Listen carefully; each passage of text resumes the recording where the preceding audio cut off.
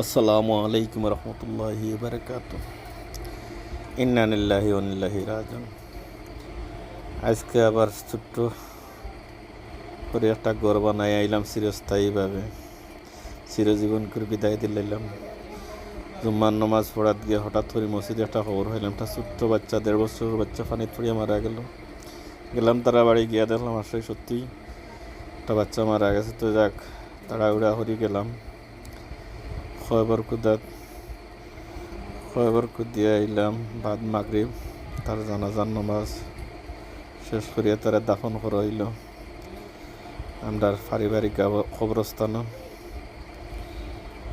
ছোট্ট বাচ্চা আসলে পানি ছড়িয়ে মারা গেছে, তাই শুনতে খুব একটা খারাপ লাগে। হঠাৎ করে দুনিয়া থেকে চলে যাইবে, এটা তো আর কেউ ভাবিয়া নিছে না। তো তার লাগে সবাই মিলিয়ে দোয়া করবা।